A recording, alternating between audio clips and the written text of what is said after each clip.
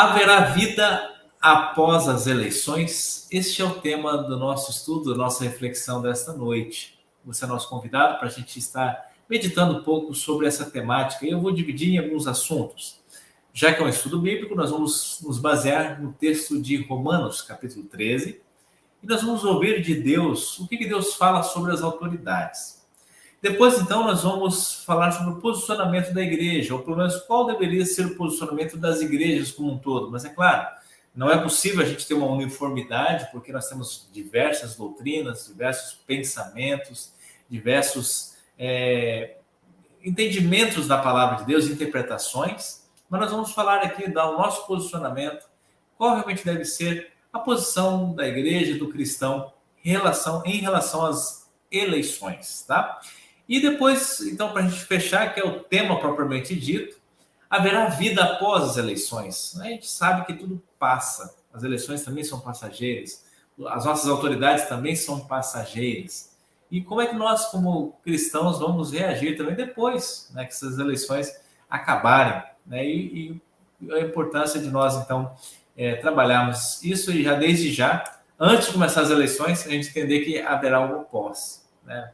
Nós estamos vivendo aí num período de muita guerra ideológica, nós e eles, nós contra eles, posicionamentos de A contra B, e algumas ameaças até mesmo. Eu sei que tem pessoas até mesmo se agredindo por causa da política, assim como infelizmente acontece no futebol, ou quando há alguma disputa, muitas vezes as pessoas têm dificuldade em apenas ficar no campo das ideias, e aí acabam partindo para a briga, para a baixaria, para as ofensas pessoais e outras situações que são bastante desagradáveis. Talvez você, quando a gente fala de eleição, hoje a gente acaba ficando até um pouco de ojeriza diante desse assunto. Tamanho são as mentiras que são colocadas, as dificuldades que a gente tem enfrentado, especialmente no nosso contexto, quando nós falamos sobre essa questão das eleições. E aí, então, eu vim trazer para você o que Deus diz. E eu gostaria de convidá-los a abrir a sua Bíblia, se você tiver alguma Bíblia aí próxima, em Romanos capítulo 13, para nós entendermos um pouco mais, para nós estarmos mais conscientes no dia da nossa eleição, como nós cristãos, então, podemos ter a orientação de Deus em relação às eleições e às autoridades. É um texto bastante conhecido, que fala sobre as autoridades, especialmente a nossa reverência, a nossa obediência às autoridades. E toda autoridade ela é instituída por Deus, a gente aprende por isso. Aprende disso nesse texto, e é o primeiro ponto que a gente gostaria de comentar. Vamos ver o que o apóstolo Paulo diz à igreja de Roma.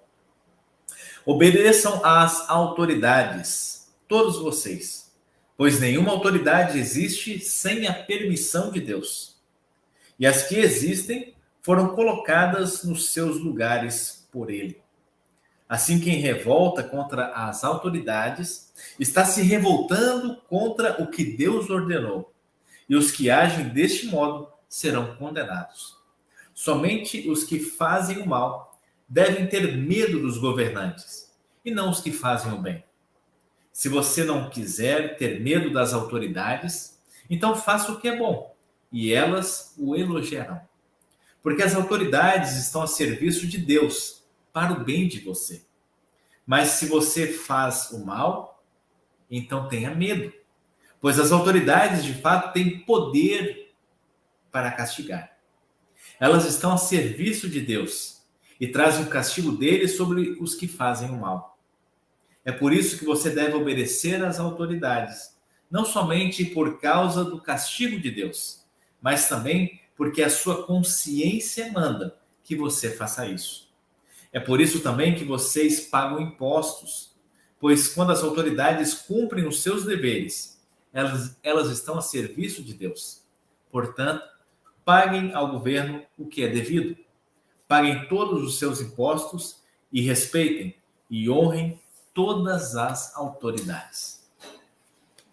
Às vezes é complicado a gente falar de respeito às autoridades, especialmente quando nós falamos no contexto do Brasil.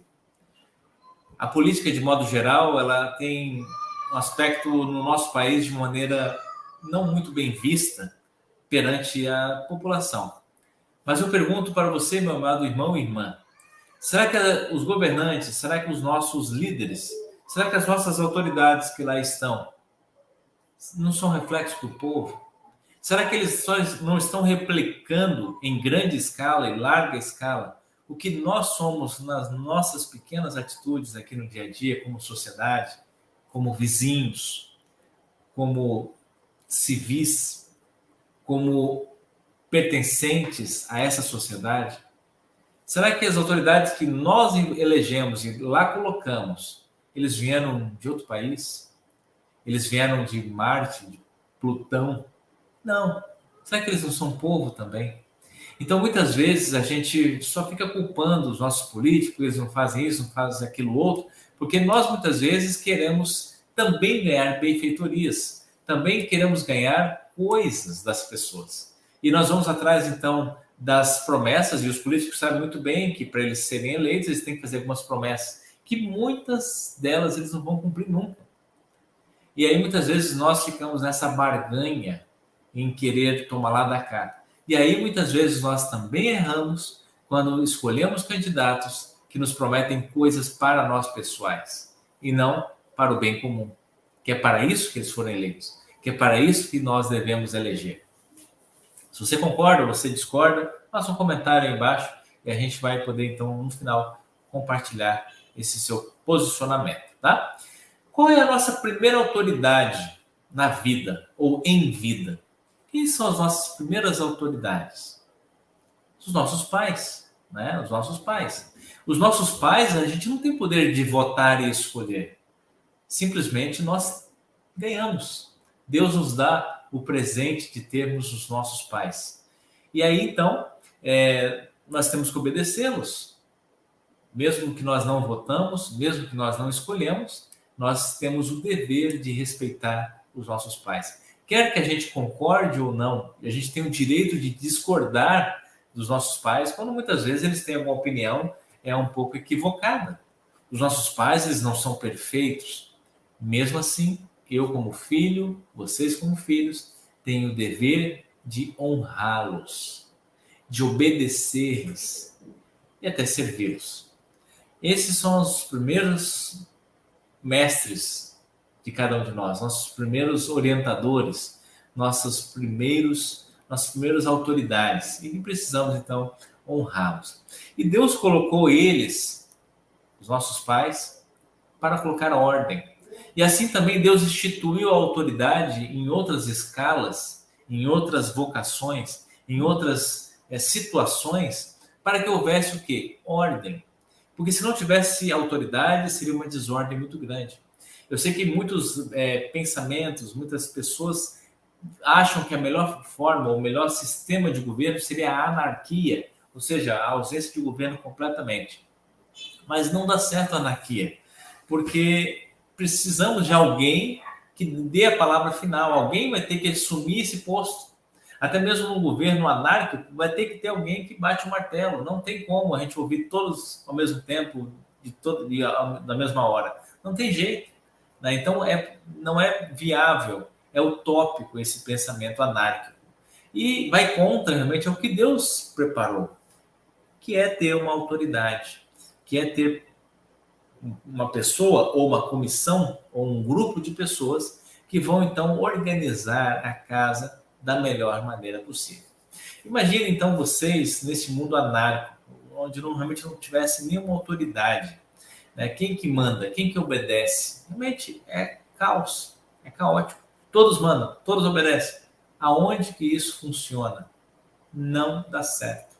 Nem entre irmãos, nem na família, que é um lugar pequeno. Imagina no bairro, todos mandam. Imagina você que mora em condomínio, numa reunião de condomínio, todos mandam, todos obedecem. Não vai acontecer nada, além de brigas e desentendimentos e discussões.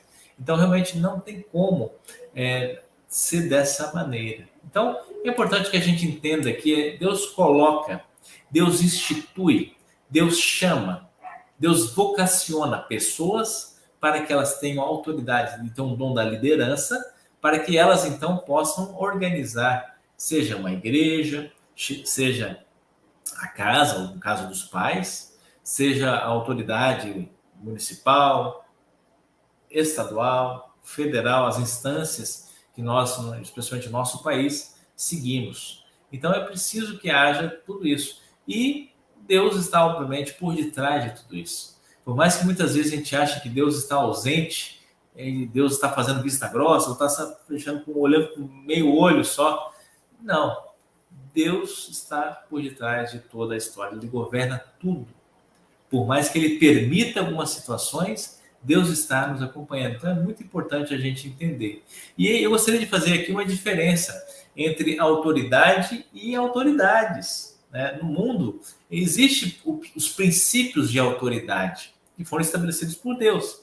E este princípio, ele é permanente, não é temporário. Né? Para fazer o uso deste princípio, as pessoas que Deus escolhe, ou se impõem à força, eles são temporários. Né? Então, muitas vezes, Deus dá o princípio da autoridade, né? Mas também pessoas são temporais, são transitórias, são passageiros. O princípio de Deus é eterno, é imutável, mas as pessoas que exercem a autoridade, elas passam, elas são passageiras, entende? Tá? Então tem autoridade e autoridade, tem um pouco de diferença para a gente entender. E nós, como cristãos, reconhecemos que a autoridade, ela é uma grande bênção de Deus. E aí a gente pode dizer, como o salmista, no Salmo 145, 9, especialmente, né, que realmente as misericórdias de Deus, elas vão permeando, elas fazem parte das obras de Deus. E essas misericórdias acontecem porque Deus dá bênçãos aos líderes. E através de um líder bom, o povo é abençoado. E o povo colhe as benesses de um bom governo. Né? Então isso acontece porque Deus é amoroso, porque Deus tem misericórdia, porque Deus se compadece do povo. E a gente vê isso ao longo da história. Se você gosta da história, especialmente da história bíblica, a gente vê muito isso. Quando um governante, um líder, um rei de Israel era bom, a nação toda usufruía dessa bondade, prosperava, enriqueciam, o culto era bacana, bombava, como a gente fala no popular. Agora, quando se levantava um governante ou um grupo que começava a adorar deuses falsos, deuses da vizinhança de Israel, começavam a seguir práticas que Deus condenava. E aí Deus enviava profetas para lá puxar a orelha do povo. E mesmo assim o povo não estava nem aí. O que acontecia? Desgraça. O povo padecia, o povo sofria, havia seca, havia fome, havia doenças, peste, ou nações estrangeiras invadiam o povo de Deus e eram massacrados. E aí muitas vezes as pessoas falam assim, mas Deus, ele era maldoso, Deus, ele gostava de sangue. Não, isso era culpa do próprio povo, porque não queriam saber de Deus, negavam o povo, e na época do Antigo Testamento, especialmente, era uma teocracia, um governo de Deus, né? Então Deus está diretamente agindo em favor do povo, mas quando o povo virava as costas, Deus também virava as costas para o povo. E você sabe que se Deus virar as costas, pesar sua mão, o povo todo padecia, porque o povo não queria saber de Deus. A culpa não era de Deus, a culpa era do povo, tá? Então, basicamente, as autoridades são a maneira que Deus usa para tratar conosco, tá? Então, são instrumentos de Deus para puxar a orelha do povo ou para trazer coisas boas ao povo, tá? E Deus é que está sustentando o mundo através dessas autoridades que, por Ele mesmo, foram constituídas, tá? Seja no âmbito, como nós falamos, federal, municipal, estadual, seja na escola, através dos nossos professores, seja através dos funcionários ali, o coordenador, o diretor, no lar, como nós falamos também, os pais, né? Ou na ausência dos pais, seriam os avós ou alguém da família. Na igreja, seria o pastor, os membros da diretoria, depende da igreja, tem a forma de administrar um pouco diferente, então, diretoria ou pastor-presidente, dependendo da linha de pensamento da igreja. Então, cada lugar tem a sua autoridade instituída por Deus, chamada por Deus para seguir uma boa obra para o povo. E no versículo, então, 1 e 2 ali, nós vamos ver de Romanos 13, que a gente acabou de ler, algumas questões aqui que é preciso a gente entender. Primeiro, então, saber e lembrar, toda a autoridade foi instituída por Deus, tá? Todas as autoridades procedem de Deus. Isso aqui não é o pastor Hebe que está falando, isso é o próprio Deus falando através do apóstolo Paulo. Deus tem autoridade sobre as autoridades, tá? É Deus que depõe ou estabelece reis, governantes, presidente. Deus que coloca na posição onde eles precisam estar. É Deus que determina isso, tá? E o versículo 4 aqui, porque as autoridades estão a serviço de Deus para o bem de você, de nós, todos nós aqui. Mas se você fizer o mal, aí tem um puxado de orelha aqui, né? Se a gente faz o mal, você precisa ter medo. A gente não precisa ter medo das autoridades. Independente de quem vai ganhar nas eleições aqui, não sabemos quem em outubro, mas a gente não precisa ter medo das autoridades, porque se a gente faz as coisas certas, a gente recebe bondade, coisas boas. Se a gente faz coisas ruins, obviamente nós seremos punidos, tá? Então, Deus aqui também chama a autoridade de ministro, né? Dependendo da tradução aqui, a autoridade também é chamada de ministro. O que seria um ministro? A gente fala muito de ministros também, presidente e ministro, né? Ministro é uma palavra em latim, ministri, né? Que é alguém que tem uma incumbência, um cargo de auxiliar, de membro de um governo, que dirige um ministério. Então, o ministro é aquele que geralmente cuida, zela por um ministério, por uma função, por uma área específica. E geralmente está debaixo do guarda-chuva do governo, tem plenos poderes do governo, representa o governo. Ou, numa instância internacional também, o ministro de Relações Exteriores, ele representa a nação em outro país, em outro lugar estrangeiro aí, né? O ministro também é chamado num culto protestante nas igrejas, né? O ministro do evangelho, também chamado de sacerdote, medianeiro, executor, né? Então, o ministro é aquele que tem um ministério, no caso o pastor, ministério pastoral, tá? Então, tem ligação com o que Romanos 13 tem a dizer aqui para nós. Ainda em Romanos 14, especialmente nos versículos 5 e 6, nós vamos ver aqui que o apóstolo Paulo, ele usa, então, a questão do ministro, também traduzido por autoridade, né? Então, depende da versão aqui, para designar as autoridades. E nas versões mais antigas, o ministro, ele é chamado aqui para ser essa pessoa que vai cuidar de um grupo. E no original grego também nós temos dois termos para ministro, também chamado de diácono, né? Ou leigos, que são responsáveis, então, a ajudar, a auxiliar esses ministros de Deus, tá? Para ajudar, então, especialmente na igreja. Então, os ministros também são auxiliares por essas pessoas que são também chamados por Deus para determinados fins, tá? E quando a gente fala que os governos são instituição divina, a pergunta que a gente se faz, né? E quando nossos governantes e quando as nossas autoridades são más, quando as nossas autoridades são corruptas, aquelas pessoas que roubam, ou um grupo que roubam, será que eles também vêm de Deus? E eu vou dizer para vocês que sim, meus irmãos, até mesmo isso. Um ministro, uma autoridade que não cumpre bem as suas funções, aquilo que foi lhe confiado, Deus vai pedir contas. Deus vai cobrar desses políticos ou desse grupo que não levou a sério o seu cargo, o seu ofício, tá? Então, quando o governante ele não se dá conta disso, aí a coisa é pior ainda. O povo de Israel, quando se desviava de Deus, Deus o chamava ao arrependimento. E se não houvesse arrependimento, eles, como eu falei, sofriam coisas terríveis, né? As pessoas teriam consequências catastróficas. E os governantes criavam sobre si governos insustentáveis, porque estavam tão afastados de Deus, eram cobrados por Deus, que Deus então tirava, destituía. E às vezes, como eu falei também, um governo mau é fruto de um povo mau, um povo corrupto, um povo também que precisa sofrer, Por isso, meus irmãos, nas eleições nós precisamos ter muita consciência de quem de fato nós vamos votar. Porque se escolhermos mal, vamos sofrer por pelo menos 4 anos de um mau governo, de um mau administrador, de um mau ministro, e aí vamos ter consequências. Por isso é importante nós cuidarmos para que a gente possa realmente levar muito a sério a questão do nosso voto, da nossa eleição. E, pastor, mas então eu acho melhor então abrir mão. Eu vou deixar em branco, porque ninguém presta. Nenhum dos lados é bom, nenhum tem uma proposta que me interessa.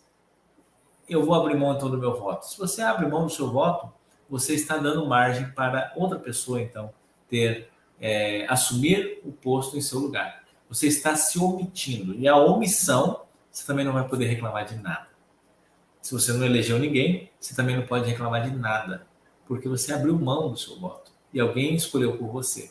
Então, se alguém escolhe por você, você também não tem direito a reclamar. Alguém vai reclamar por você, né? Segue vai, né? Ou simplesmente você vai ser deixado de lado, tá? Então, numa igreja, numa comunidade, quando se faz uma eleição de um pastor para chamar um pastor, né? Faz ali a assembleia e vão escolher então um novo pastor que vai ser chamado para a nossa congregação.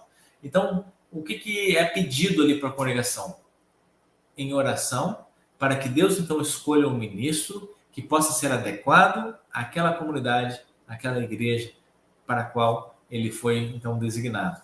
Então, é importante que nós também, ao escolhermos os nossos ministros, ou seja, os nossos governantes, sejam presidentes, sejam deputados, sejam senadores, aqueles que vão nos governar, é muito importante nós também termos o espírito de oração, colocar diante de Deus. E na igreja, lugar de nós orarmos, sim, pelas nossas autoridades. Né? Nós estamos falando aqui de política partidária. Vamos falar um pouco sobre isso, sobre o posicionamento da igreja mais a seguir. Mas é importante que nós oremos. Como é que nós estamos orando para o dia 2? Estamos orando? Se você ainda não está orando, ore daqui para frente. Hoje é quinta-feira, dá tempo. Ore hoje, amanhã, depois, durante a semana, para sempre, depois que as eleições acabarem, continue em oração. É muito importante a gente fazer não aquilo que a gente quer, mas aquilo que Deus quer. Faça, Senhor Deus, a tua vontade, assim na terra como no céu. Não é esse o nosso pedido? Não é assim que muitas vezes oramos no Pai Nosso? Então é importante orarmos para que esse pleito seja ok, idôneo, sem falcatrua, sem roubos, sem desonestidade, e que aquele que vencer possa realmente ser o nosso ministro, a autoridade realmente escolhida por Deus, para que para que tenhamos um bom governo.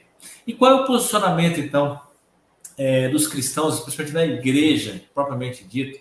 A gente tem visto aí alguns pastores até se colocando oficialmente, publicamente, sobre A ou B, né? Como é que a igreja deve lidar? Especialmente eu vou falar porque eu sou pastor da igreja luterana, então eu tenho que falar do posicionamento da IEL, eu não posso falar do posicionamento de outras igrejas, né?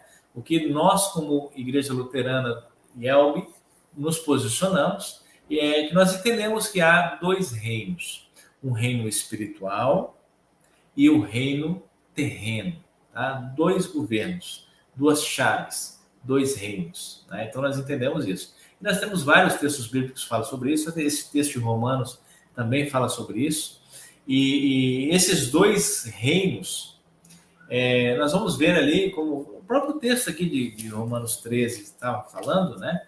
Ao reino terreno que tem o poder de castigar quem é mau, né? Então, por exemplo, se no nosso país, eu não vou entrar nesse detalhe especialmente, eu só vou dar uma pimentada aí, né? Se, por exemplo, no Brasil tivesse pena de morte e passasse do plebiscito e fosse uma lei no nosso país, o que a Bíblia fala sobre isso? A Bíblia fala que nós temos 2 reinos. E se o reino terreno, o governo terreno estabeleceu isso, nós como cristãos vamos obedecer, tá? Isso não está ferindo necessariamente a vontade de Deus, tá? A gente pode ter outros argumentos aí, mas o governo da mão direita ou o governo terreno, assim melhor, foi instituído por Deus para que possa preservar o que é a vida, para que possam cuidar como guias, para que promova paz, tá? Para que haja uma sociedade justa. Essa é a vontade. E aí é importante a gente entender que ela é passageira, como nós falamos lá no começo, ela é provisória, tá? Ela é designada por um período muito curto, fazer realmente que haja paz na sociedade. Essa é a função do governo terreno. E aí nós temos outro reino, ou outro governo espiritual, é o de Cristo. Esse não muda, é imutável, né? Esse governo, que seria a igreja, a reunião de todos os cristãos, onde nós, voltados para a palavra de Deus, nós então pregamos o reino de Deus, um reino que não é deste mundo, um reino onde Deus nos prepara para uma vida sem fim, o reino de Deus, o reino de Cristo.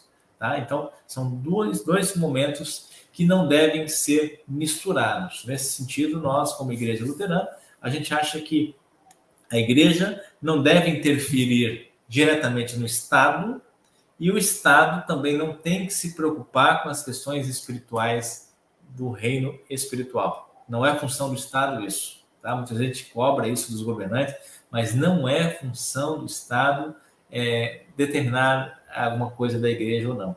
Né? Se a igreja fica aberta ou não, isso não é função do Estado. Tá? O Estado não tem que se meter nisso. E, por outro lado, também o Estado, a igreja não pode fazer do Estado uma igreja. Também isso é perigoso, porque o Estado ele não está ali para favorecer A, B ou C denominações.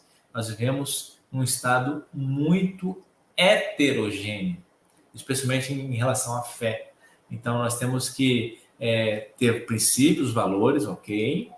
Até porque nós somos conhecidos como uma igreja, como um Estado cristão. Então, reconhecemos que o Estado cristão, na qual nós nos consideramos, ele precisa ser regido pela ética, pela moral, pelos valores cristãos. E se você segue os valores cristãos, você está valorizando toda a vida como um todo, né? Você está preservando a vida como um todo. E aqueles que não são cristãos, os ateus, eles têm a liberdade para professar aquilo que eles creem da melhor maneira possível. E não vão ser perseguidos, não vão ser prejudicados em nenhum momento por causa disso. Tá? Então, o cristianismo prega a liberdade. As pessoas podem crer e seguir o que querem. Então, é preciso que haja essa separação. Né? Então, é muito importante que a gente tenha essa distinção. Né? Outros falam de separação entre governo e Estado, entre governo temporal e governo eterno. Né? Reino da mão direita ou esquerda, tanto faz a linguagem que você queira usar aí. Tá? Agora, o cristão, ele pode se envolver na estrutura política? Claro que sim. Eu, como cristão, eu devo ter uma participação ativa, né, os meus valores, sim, lá nas instâncias públicas, civis, por que não? Nós precisamos, de fato, de cristãos na política, onde as pessoas seguem princípios de ética e de moral que nós concordamos, que a palavra de Deus nos oferece e nos orienta. E até mesmo nossas confissões, especialmente a Confissão de Augsburgo, que é a Igreja Luterana, resume bem os princípios e ensinamentos bíblicos. Eu vou destacar para vocês a Confissão de Augsburgo, no artigo 16, diz o seguinte: das coisas civis, os nossos líderes ensinam que as ordenações civis legítimas, elas são boas obras de Deus e que é lícito aos cristãos exercer ofícios civis. Ou seja, as nossas confissões dizem que é tranquilo um cristão ser o vereador, ser um deputado, ser o presidente. Tranquilo, não tem problema nenhum. Eles precisam ser juízes, eles precisam julgar segundo as leis do império, da república, seja a forma de governo na qual nós vivemos, e seguir a lei, conforme a nossa Constituição, especialmente, né? Nosso país, Constituição de 88. E impor segundo o direito, fazer segundo o direito, guerra, prestar serviço militar e outras coisas a mais. Então, dentro do governo da mão que você escolher, da mão civil, do governo temporal, o cristão ele pode sim exercer a sua influência ali como cristão, tá? Mas o Estado ele deve sempre governar conforme as leis do Estado. Tá? Isso acho que é preciso estar bem claro. Esse é o posicionamento da nossa igreja. Esse é o posicionamento dos luteranos, que existem dois reinos e eles não precisam se misturar. Eles podem conversar, eles podem dialogar, mas um não deve interferir no outro. Tudo bem? Tranquilo?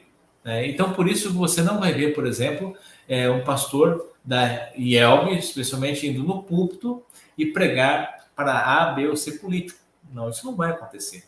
Ou se acontece, está de uma maneira equivocada. E algum colega precisa, então, ser exortado, porque a igreja não faz política partidária.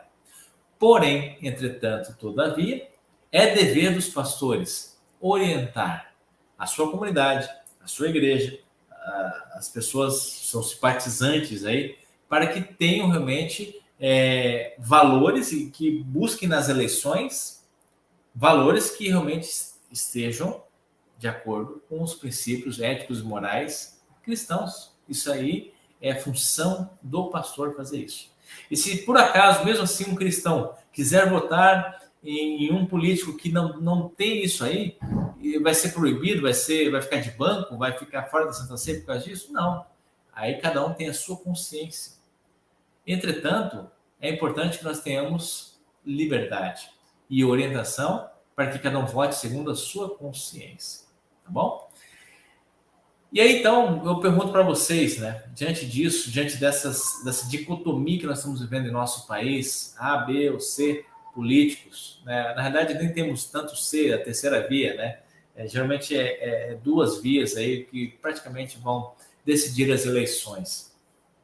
Diante dessa disputa acalorada, diante desses extremismos que nós vemos de ambas as partes, não há espaço para meio termo. Aí eu pergunto, né, eu questiono. Aliás, não há espaço para meio termo porque está muito polarizado, né? Por isso que eu falo que não há espaço para meio termo, não tem muito equilíbrio. E a gente vê que realmente vai ficar decidido entre lado A e B, não tem. Os outros aí realmente bacana que tenham, façam parte do pleito, mas a gente sabe que não tem chance. Então, assim, é importante que nós, como cristãos, tenhamos essa liberdade, essa reflexão. É muito importante nós conversarmos sobre isso. É muito importante a gente não ficar fixado realmente na forma partidária, nos caráter do político, personificar num candidato, mas seguir a orientação do texto de Timóteo, que vale para mim e para todos vocês. 1 Timóteo 2,2, ele diz: orem pelos reis e por todos os que têm autoridade, para que possamos viver uma vida calma e pacífica, com dedicação a Deus e respeito aos outros. Então, percebam o objetivo e a ênfase tão importante de nós orarmos pelas nossas autoridades, para que a nossa vida ela seja boa, para que a nossa vida ela seja de paz, para que a nossa vida seja de tranquilidade. É isso que nós precisamos. A gente não precisa de guerra. O mundo já está guerreando, o mundo já está bastante acirrado, o mundo já está passando por momentos muito delicados. E é importante que nós tenhamos e lutemos pela liberdade de fé e de crença. E é importante que a gente lute para que a nossa Constituição ela realmente consiga preservar os direitos das pessoas. Isso é muito importante. Se a Constituição tem alguns pontos que ela precisa melhorar e talvez se atualizar, porque foi de 88, né? Nós temos a liberdade também para mudar, mas desde que seja feito de uma maneira muito democrática, né? E para que a gente possa realmente ter essa vida boa que o Timóteo está falando aí, para que a gente possa ter realmente uma vida de educação, inevitavelmente nós precisamos falar sobre saúde, precisamos falar sobre educação, precisamos falar sobre segurança pública, precisamos sim falar sobre economia, educação financeira. Então, se você sabe que um candidato que você se propõe a votar, ele tem uma proposta adequada sobre esses assuntos, vá e vote tranquilamente. Vejam as propostas que esses candidatos se propõem a lutar e a defender, os direitos que eles têm, as ideias boas, ideias maravilhosas, que podem sim ser aplicadas se há boa vontade entre os demais políticos. Vocês sabem que um sozinho não faz nada. Então não adianta a gente votar só em uma pessoa, a gente tem que votar nas pessoas que o cercam. Por isso, no caso das nossas eleições, não adianta votar só no presidente. Nós temos que votar, então, com muita consciência nos deputados, porque é eles que vão dar o suporte necessário para que aquelas ideias sejam aplicadas da melhor maneira possível. São uma comitiva, uma comissão muito grande que dá o voto final. Não é uma pessoa só que governa o nosso país. Nós não vivemos uma ditadura. Então, nós vivemos num momento que deve ser democrático, e democracia envolve muitas pessoas, com várias propostas, né? Então, não vamos ficar presos numa guerra ideológica. Os dois lados têm ideias boas. Os dois lados dizem querer o bem para a nossa nação.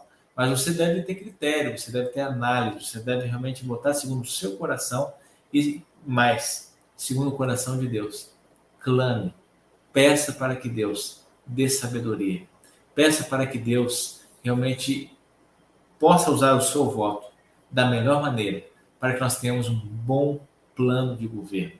Independente de quem seja o nosso governante, mas que nós tenhamos o bem para a nossa nação. Precisamos nos preocupar em orar mais. Não ficar só mandando videozinho para as pessoas. Não ficar apenas só discutindo na esquina, nos bares, sobre A, B ou C. Mas é importante que nós tenhamos uma vida de oração. E a vida depois das eleições, sim, porque a poeira vai baixar, as eleições vão acabar. E como é que vai estar o nosso relacionamento com as pessoas que nós estamos brigando muitas vezes por causa de política? Às vezes estamos nos desentendendo dentro de casa.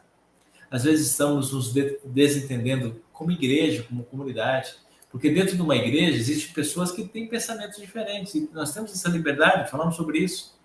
Então, a gente muitas vezes está perdendo a oportunidade de abraçar pessoas que pensam diferente, especialmente em nosso trabalho, nossos relacionamentos, né? E então, às vezes, por causa dessas eleições, ficam rusgas, vão ficar manchas, que vai ser difícil a gente depois trabalhar lá na frente.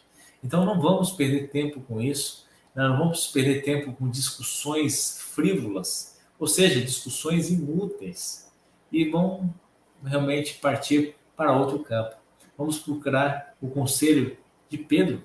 Em 1 Pedro 2 diz: respeitem todas as pessoas, amem os seus irmãos na fé, temam a Deus, respeitem o imperador, respeitem as autoridades. Então, o respeito, o amor, também com quem vota diferente de nós.